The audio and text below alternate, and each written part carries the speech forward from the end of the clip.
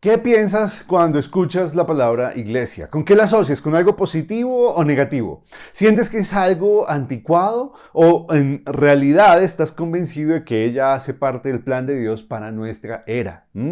Pues lamentablemente muchos piensan que ella es una institución corrupta y malintencionada, de la que no podemos confiar y a la que no debemos pertenecer. Gracias a muchos que por sus obras han deshonrado el nombre de Dios y a la iglesia, a su iglesia.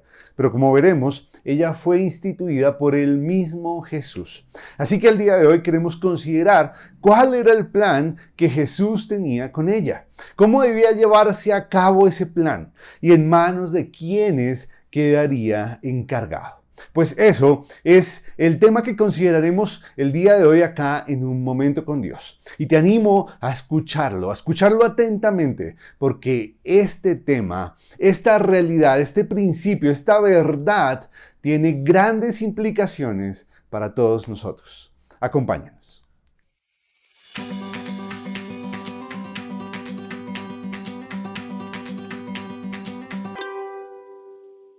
La porción sobre la cual vamos a basar nuestro estudio la encontramos en el verso 18 y 19 del capítulo 16 del Evangelio de Mateo. Es el momento en el que Jesús dice que Él va a edificar su iglesia, que las puertas del Hades no van a prevalecer contra ella y que todo lo que atemos en la tierra será atado en los cielos y que todo lo que desatemos en la tierra también será desatado en los cielos. Pues una de las labores de Jesús luego de su ascensión ha sido edificar su iglesia. Pero, ¿qué es la iglesia? ¿Verdad? Podemos preguntarnos esto. Pues ella es la comunidad de todos los creyentes en Jesús que están unidos por el lazo de la fe y de la obra del Espíritu Santo en nosotros. Así, pues todos los que declaramos a Jesús como nuestro Señor y Salvador somos miembros de su iglesia. Y aunque la frase sobre esta roca edificaré mi iglesia, que fue una frase que Jesús utilizó en esta porción para hablar de ella, ha sido malinterpretada históricamente, podemos creer que la roca sobre la cual la iglesia está siendo edificada es Jesús mismo. No es Pedro, no es cualquier otra persona, es Jesús mismo. Ahora, ¿cómo se produce nuestra unión a la iglesia de Jesús?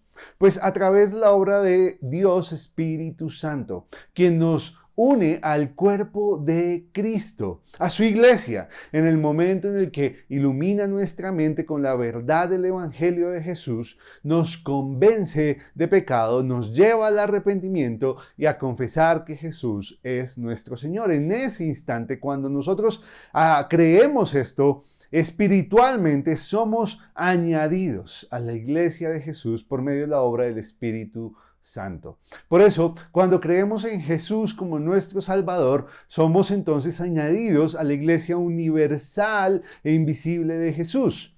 Y con eso, pues se espera que tomemos la decisión de unirnos a una iglesia visible, a una iglesia local en nuestra ciudad que adore a Jesús y lo proclame. Pero, ¿cuál es el propósito de la iglesia? ¿Para qué Jesús decidió instituirla? Pues para arrebatar las almas de aquellos que han sido llamados por Dios a salvación, pero que se hallan bajo el poder de Satanás. De ahí que R.C. Sproul mencione que las puertas del Hades son una referencia a las puertas del infierno y nos ayuda a entenderlo explicando que en la antigüedad las puertas eran un mecanismo de defensa contra los enemigos. Por tanto, que las puertas del Hades no prevalezcan contra la iglesia de Jesús significa que la iglesia, según R.C. Sproul, está llamada a ser un ejército ofensivo que ataque los bastiones de Satanás, el cual no podrá soportar el poder que Jesús le ha conferido a su iglesia. ¿Y cómo debe atacar la iglesia el poder demoníaco? ¿Cómo debe arrebatar la iglesia las almas que se hallan bajo el poder de Satanás? Pues usando las llaves del reino de los cielos, como lo dijo Jesús. Y esas llaves Esas llaves que abren las puertas del reino de los cielos es la predicación de la palabra de Dios, el Evangelio. De ahí que Pablo en Romanos haya dicho, ¿cómo creerán en aquel de quien no han oído? ¿Y cómo oirán sin haber quien les predique? Porque a Dios le agradó salvar a sus escogidos por medio de la locura de la predicación de su palabra. Así, la autoridad que Jesús le dio a su iglesia para predicarla significa el método que debemos seguir para cumplir con nuestro propósito acá en la tierra. Y aunque en estos tiempos creamos que las llaves del reino son los espectáculos de luces, la música, el entretenimiento y un mensaje relevante, lo cierto es que lo único que puede abrir el candado espiritual es la palabra de Dios. Con base en eso, pues todos los que hemos puesto nuestra fe en Jesús somos miembros de su iglesia, una institución viva, poderosa, eterna y que disfrutará de la misma gloria de Jesús. Así que, hermanos, puede que no seamos socios de los clubes más importantes del mundo, pero sí somos hijos de Dios. Entonces somos parte del mejor grupo que existe, la iglesia de Jesús.